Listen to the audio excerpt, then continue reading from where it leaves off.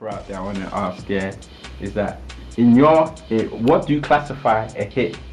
Like a hit, okay, like this, a record can come out, yeah, and it never sold nothing on iTunes, yeah, but it got the artist a lot of bookings. Is it still classified as a smash hit or breakthrough record? What would you classify it? Yeah, something that the people gravitate to, something that has caused a stir, whether it's in the mainstream or in the streets, and something that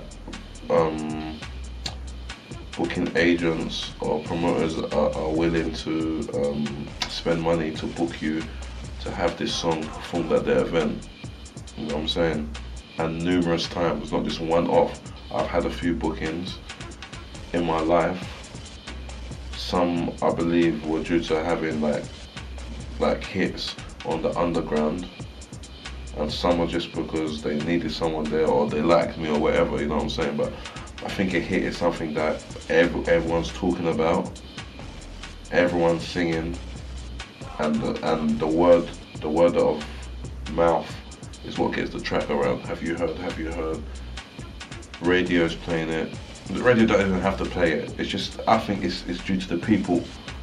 If the people say it's a hit, it's a hit. If you go somewhere, have you heard this new tune? Go there, have you heard it? Your friends, have you heard this new tune? You're in people's car, people are playing it, people are singing. It's a hit, don't even have to be on radio. Power's a hit before it even reach radio.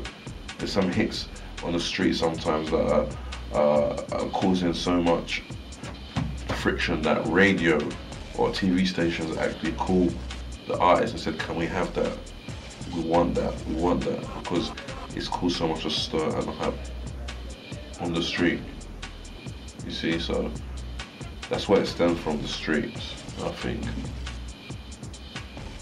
In context to me, because I am underground, I'm not a crossover artist yet. So a hit for me will be that.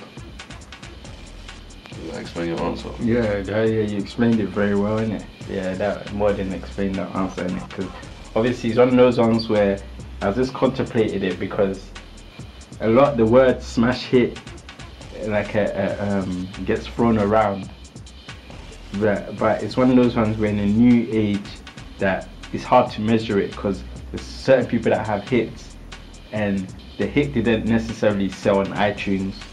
It didn't get no plaques or no awards, but it's still a hit because the artist was able to make 100 bags off doing live shows. Levy, I don't know if that tune has been in the charts. Yeah. It might have it, I don't know. All I know is I clocked onto it when I was maybe around 12, 13. That's incredible. Yeah. By General Levy. I don't ever got a top 10, I don't even know if it come out like that, but today it's a smash hit because he's still doing bookings 10 years later. Like, 13 years later. Yeah, I think the tune is like 20 years old still. 20, yeah. Yeah, it's almost 20, yeah. 20 years and he's still doing bookings, so that's a smash hit. Radio, I'm not playing it. It's not getting plugged, you don't need a radio plugger. It's just people booking it, smash hit. Gigs talking the hardest. Yeah, smash hit. On the streets, in the hood. Then everyone else started clocking to it, then the label showed interest. That's a smash hit. You don't need to be measured by sales, or obviously that's one way to establish you got a hit when you sold 100,000 singles or 200,000 singles or over 1 million singles like Strider. Then you know, oh, that's a smash hit. Like #1 was a smash hit on the overground, sort of in the commercial world. But you don't need that. You don't need the radio or the sales or the iTunes charts to tell you something's a smash hit. Yeah, you know the